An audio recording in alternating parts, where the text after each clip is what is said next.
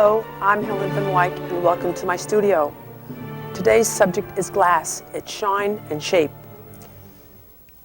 This is the subject, and I think you'll notice how the light is dancing over the texture, making all these wonderful highlights. I think you also can notice that you can see the grapes in back of the bottles. And so there's transparency and shine to deal with, and I'll have to do that by doing actually 2 layers. First doing everything that I see in the back, and then wrapping the glass around it, and I think the best thing to do is to show you how I do it. I'm going to start out with the usual lines. These lines give me a chance to make sure that my subject matter fits the canvas.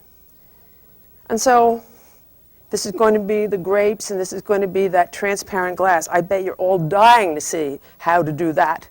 And this is going to be the bottle, the brown one, and this is the green one, and here's some of the grapes out here. A little bit more drawing is going to make me feel more secure in when I get to putting in the colors. So why don't I actually draw them in a little bit more.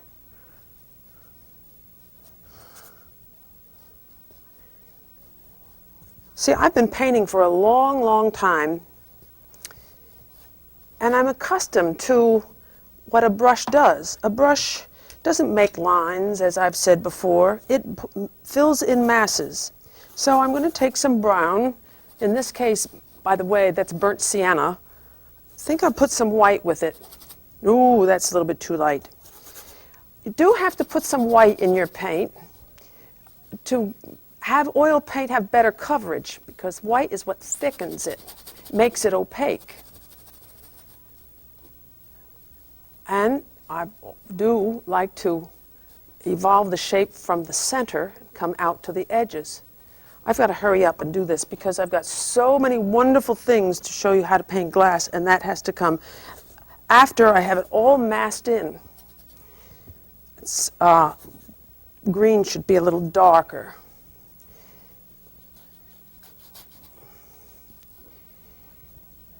One of the hard parts about painting is you see the finished product, and yet you have to face a bare canvas. And so the difference between the real and the stage you're at is awesome. So don't get anxious. Don't try to get your picture finished too fast. Accept an unfinished look. Look for a simple beginning. I love to cook now, but when I was going to be married for the first time, I said, "Mother, what am I ever going to do? I don't know how to cook." She says, "Helen, don't worry about it. Just start on time and keep the flame low." Isn't that good advice? And so this is my version of starting on time and keeping the flame low, not trying to make the picture look tasty, just making it look substantial.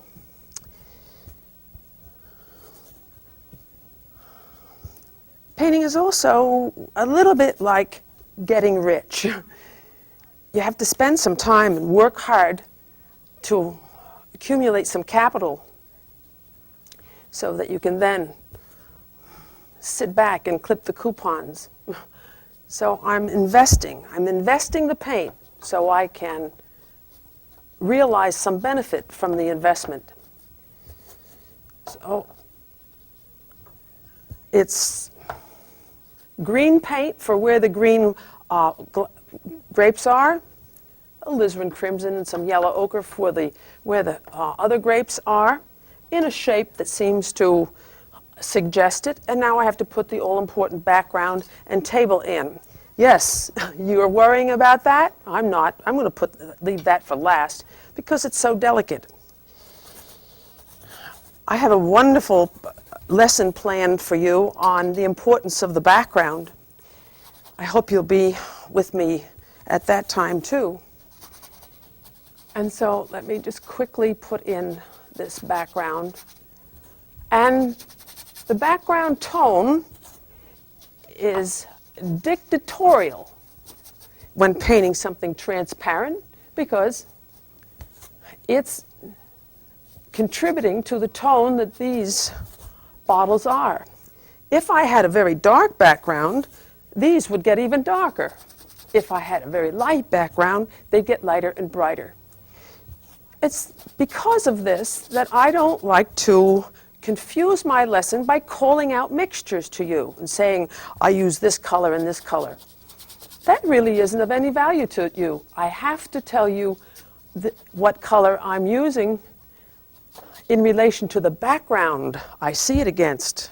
Aha, there's the rub. Because all color is influenced by its surrounding areas. So that sets the scene, makes my investment, and I really should work a little harder on it. I would like to see what it looks like a little bit from a distance. I've let that go out of the picture there, and that's an exception to a compositional rule. Shouldn't let things go out, but since I'm going out on this side, I've balanced it by going out on this side. Balance is a very important thing about painting. We like to feel balanced, so we like to see pictures balanced. It's one of the elements of nature. So let me step back and see how this balanced picture, I hope, looks. I'm ready to start interpreting what I see through the glass. The first thing I see through the glass is the light tablecloth. And that's down here. Yes, it's the tablecloth color plus a lighter version of the bottle color. It's going to shape those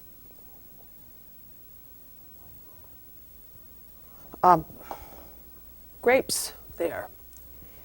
What else do I see through it? Not much. That's about all I see through that. I do see the shape a little darker, or the tone darker over here. Why don't I do that while I'm working on it? You may think I'm looking at the bottles. Yes, in a way I am, but I'm really looking for what the light does to the bottles. Because what the light does to the bottles is what I can emulate with my paint. But that really is what it's all about. I can only make my paint do to the canvas what the light does to the subject. So that's the beginning of the back part of that bottle. It gets a little bit lighter back in here, brighter, and that's because of the lighter background. Wherever you see light strike, you're going to have to mix color into white. Because white is the substitute for the presence of light. Now I see a little patch of bright green, white with phthalo yellow green here, where I see the table shining through the bottle. And it distorts a bit. And in this bottle, I see this shining through. So it's green, its own color, plus the brown.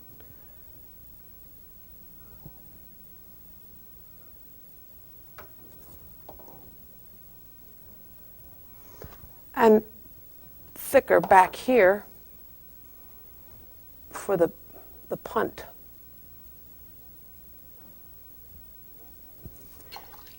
Yes, I see the white cloth there too. To take one thing at a time. Leave the final beautiful look for last, so look deep into your picture for what substantiates the final look. And glass is a good subject to learn that, because the back part is almost separate from the front part.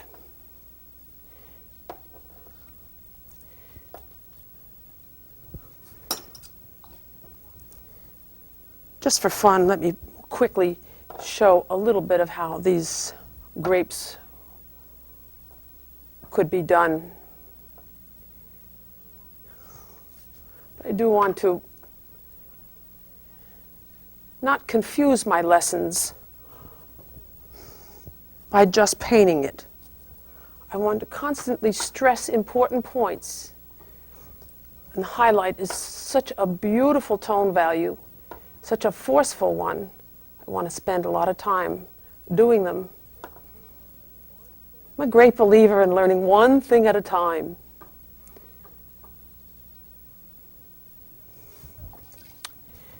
And so, you see many highlights on that setup.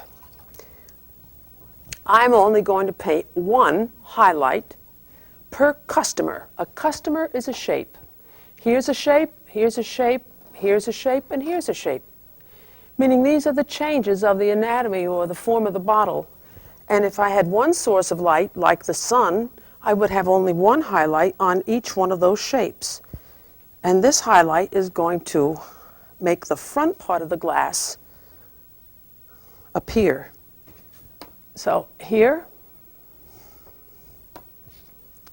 one, here's one, here's one, there's one. It's sliding down. There's a beautiful one right here.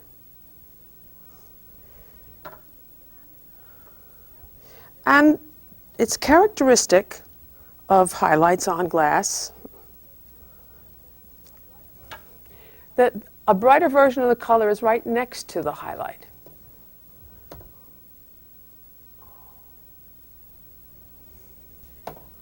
Take a dry brush sometimes to fuse it in.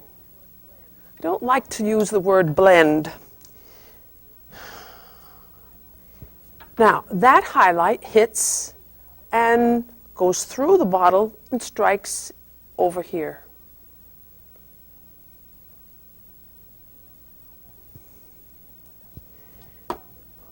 See how that system or that acknowledgement that highlights make glass look shiny works. I'm going to put a highlight on that shape of the glass there. You can make the highlights almost white, pure white. There's such tiny little spots. You can get away with pure white. They say you can't use pure white, but do so and don't tell. If it works.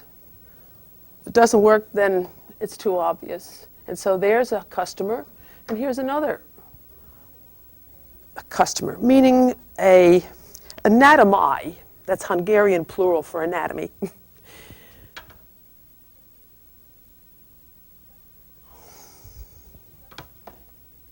I studied with Maximilian Aurel Roscoe. He was Hungarian.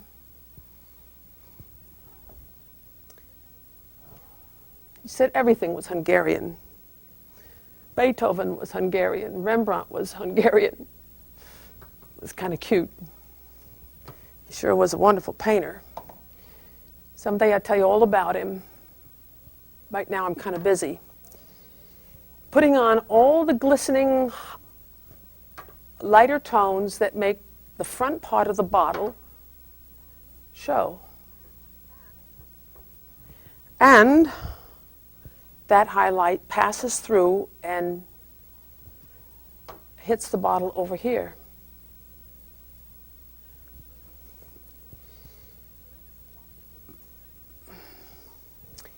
There is a philosophy that if you want to paint an apple, buy two and eat one, so that you know what the inside is like. I don't advocate that for bottles.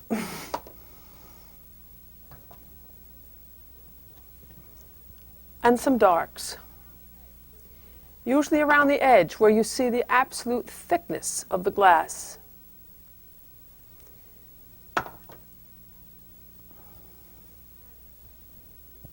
And before I do the transparent glass, the little wine glass, I think I want to wash, I can't paint, take the paint off my palette a little bit and step back. Upon stepping back, I noticed that I'd like to focus in more on these bottles. And one way to do that is to have lighter tones around the subject. Don't make lighter tones there, that's distracting. But you can always lighten your background around the subject. Because after all, You're painting what the light does, and you've streamed the light most dramatically on your subject.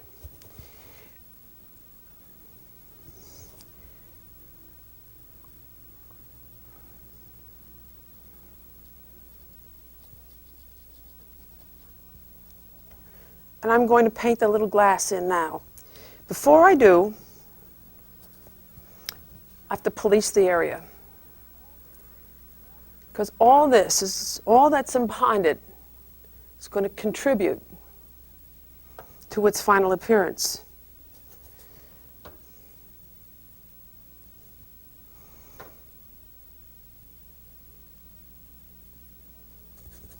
Cast shadow on the table from these grapes. Today I'm featuring and talking about highlights. That's only one of the 5 tone values that the artist has to record reality on a flat surface. The cast shadow is also a magnificent tone value. They're all magnificent. I'm in love with them all.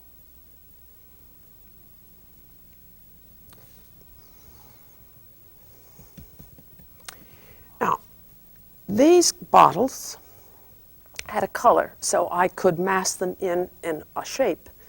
But this transparent glass has no color, so the only way I can make it show is to add what I added to these. I'm going to make the whole glass by just putting in highlights and maybe some shadows if I see them. And I didn't have any wine today to put in that glass, but I'm going to put wine in it anyway. Why? It's going to make it easier. First, I want to see where I'm going to put it. I would never have the stem follow along this line, because then I wouldn't be able to show the stem. That is what I call a kiss. It stops me from giving a good identity to the subject I want to paint. So here I see a highlight on the stem, and the highlight travels down to here. Now where this glass is on the table, the glass has taken on a darker tone. So I'm going to shape in its base with a darker tone of gray. And make it sit down on the table with that cast shadow I see. Cast shadows are the tone value that makes things sit down. Now, let me get the bowl of it. Where? I think that stem size is okay. It's going to cut off the top of that bunch of grapes. I don't like that bunch of grapes up there anyway. I also don't like the shape of that glass. I'm going to make it more of a wine shape. It's my picture. I can do with it what I want. I like that better. Since my paint is wet, I can put that in and then take some of it out. The less you have, the more fragile it's going to look. Now, with white, nice big gob. I'm going to pick it up so I have it right on the end of the brush. I'm going to put the all-important highlight that I see back here on the concave and here on the convex. Then I'm going to slide it.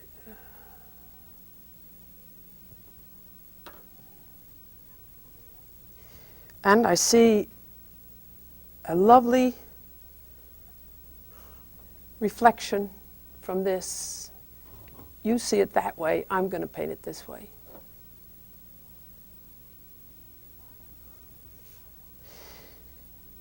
The glass, the wine. The reason I want to put wine in the glass is that this is such a fragile thing with these heavy bottles. think it would look better if it had some liquid in it. Even though it's a white wine glass, I'm going to put red wine in it. Rosé, maybe. So that's the top plane, the flat plane of the liquid. Here is the down plane. Every plane, direction, ends up to have a tone value. See how it begins to start to see it vaguely? Well, here's the dangerous one. Making that highlight slide all the way down.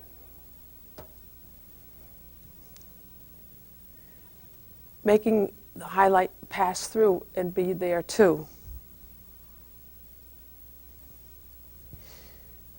Making the highlight reflect in the glass, in the liquid. But it looks as though that wine is just floating. I have to put it in the glass.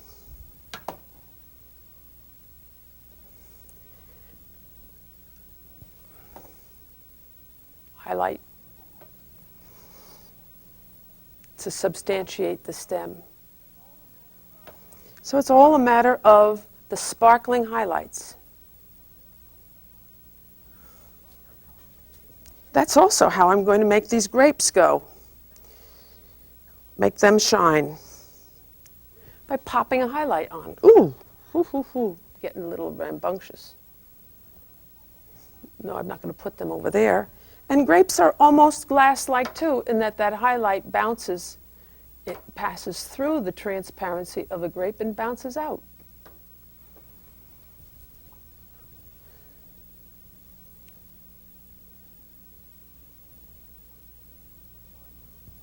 So before I do the final few little things, let me step back again.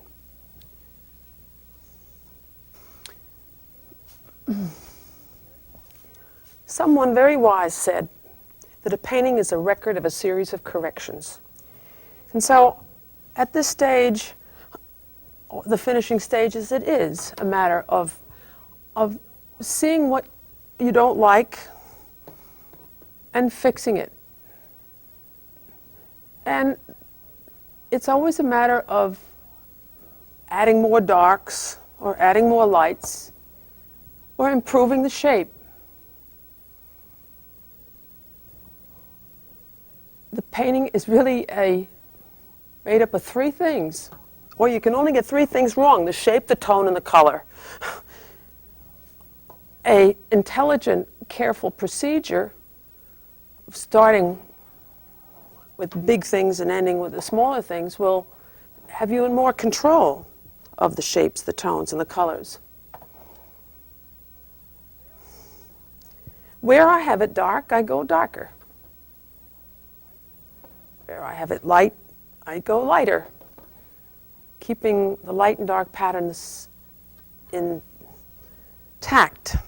Ooh, I see something that I have to put on. Well, this gets a little brighter down here. But it's these hazy grays. I need a soft, soft brush.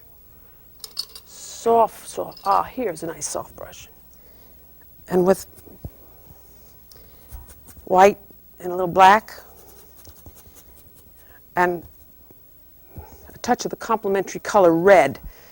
At another show, I think I'll tell you about the complementary color. I don't have the time to go into it because it is a little bit complicated.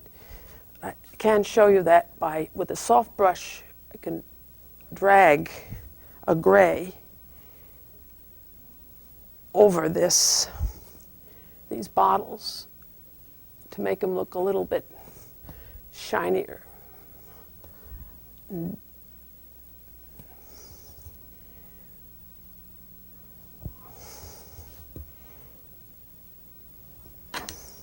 Sometimes they say the professional is the person who knows when to stop.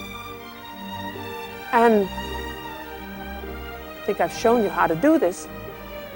Next time we meet, maybe I really will just teach you how to make soup.